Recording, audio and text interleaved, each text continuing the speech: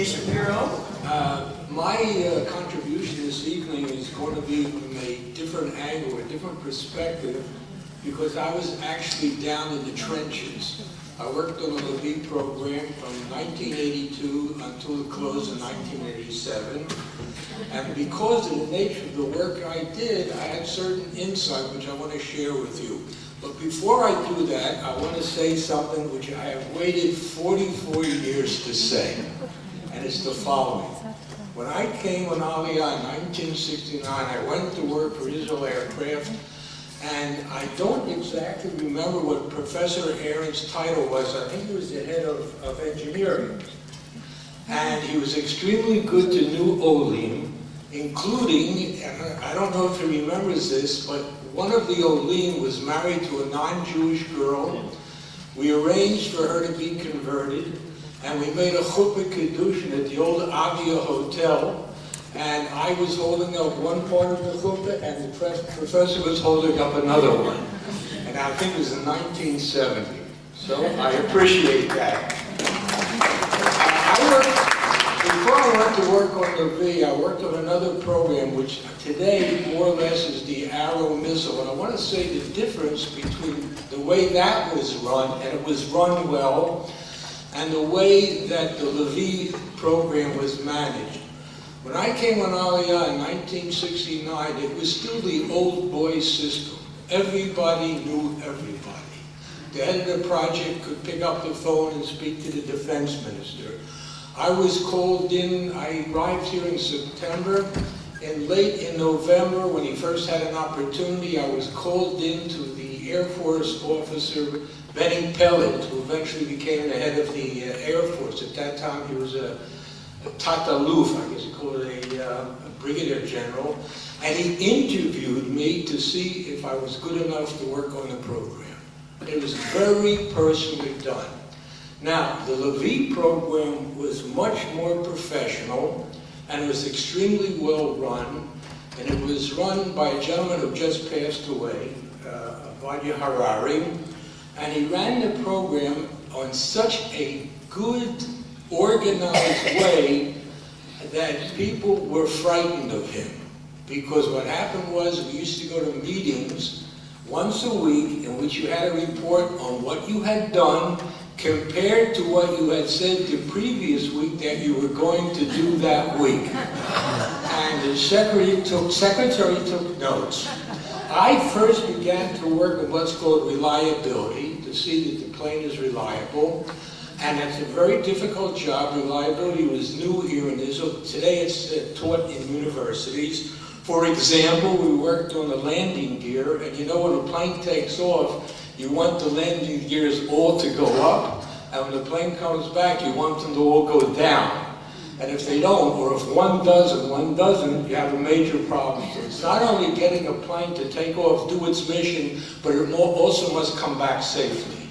And this is the kind of work we did. And then, one day a gentleman came into my office and he said, the LIHEAP program, a lot of the money, which is called foreign military spending, American money, has to be spent in the United States. And therefore, we have a major problem that a lot of the Israeli engineers who don't understand English well are going to the States and signing contracts they don't understand. Consequently, we will make an engineering group, a management, contract management and negotiation group. And the criteria was that you have to have English as your native language and have a technical background, which I did. But I said, I'm not a lawyer. And they said, don't worry, we'll have lawyers with us. And they'll take care of it. One of them was sitting in the audience, my friend Jeffrey Burke. We negotiated contracts together, especially when we dealt with Englishmen, and he speaks the way they do, and I didn't understand it. He understood that. And the program was run extremely well, really well. And if I'm not mistaken, I think the professor will correct me, when I started on the program in 1982, it was said the first prototype would fly before the end of 1986.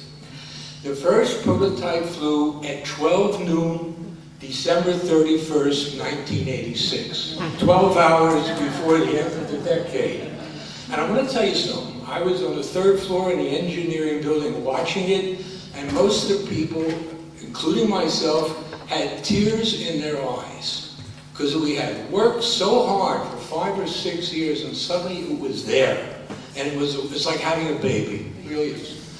The other thing, 2 other things, I made some notes I wanted to share with you. One of the things that I did, because I spoke English, I used to take people on tours to see the plane. People would come from the Conference of Presidents or the United Jewish Appeal and like that, and I would take them around. And I still remember, it was always a lot of fun. I still remember that I was on a bus full of, I think it was the UJA, one of those organizations, and it was as they got off the bus after the tour, I took my showed them the prototype and everything and how it was being built. And there was a fellow, and he was wearing, I'm an Israeli, right? I don't own a suit except when I have to go to the States. And this fellow was wearing a suit, I think it must have cost $400 to clean. That's what that suit looks like. And as we got off the bus, he said to me, I envy you. And I said, why? And he said, because you're doing something important for the Jewish people. And everybody on the LIHEAP program was doing something important for the Jewish people. And by the way, also, these people went back enthused. I think it was good for American Jewry to come and visit the prototype plane. Now, I will finish by telling you what happened when, I said I want to share vignettes, so I'll tell you what happened when they canceled it. What happened was that the union was very upset about it, and they went on strikes. And we who were involved in the contracts, and you have to keep another thing in mind, American companies wanted very much to work with us, because to work with the Israel Aircraft Industries, to do something for the Israeli Air Force was good for their resume. For them, it was something that made them sellable. And when they canceled the program, those of us who worked on contracts were involved in terminating and closing the contracts, but the union made everybody go out and strike. So we had to close the contracts behind closed doors. And when the union people came down the hallway knocking on the door saying we have to go to strike, we had to stop talking so they couldn't hear us. It was unbelievable. It was like a movie. And the strikes got very, very hostile and violent. At one point, I wasn't there. There was this Israeli air trade people were on strike protesting in front of the Histadrut building in Tel Aviv, and they were run down by police on horses. And I still remember when one of the strikes right in front of the Israel Aircraft building, when they had these big trucks that spray water. But the water is not just water, it's also dye, so they can arrest you later, and it also has tear gas. So it was really a very difficult experience. So let me close with one final vignette, because every time I think of it, I have to smile. At that time, there were a lot of protests about traffic on Shabbat in Jerusalem. There was the usual violence on the Bar Ilan Road, etc. And we, one day, were called out, and we had to go protest in front of the Knesset in Jerusalem. So we went, and they took us by bus, and they dumped us in front of the Knesset building, and we had a big wooden model of the Levi, and we were marching behind it. And suddenly we got to one corner, and there were maybe 150 or 200 policemen standing there. And this is right after they had run people down with horses in Tel Aviv. And there was this critical moment when this big mob appeared in front of the police. There was maybe 30 seconds of total silence, because we didn't know what was going to happen. And then the leader of our group, he should rest in peace, a fellow named Izzy Ackerman, stepped in front of the entire crowd, looked at the police, picked up his arms and said, Shabbos, Shabbos. And everybody said, did the cops, and they said, no, that was yesterday.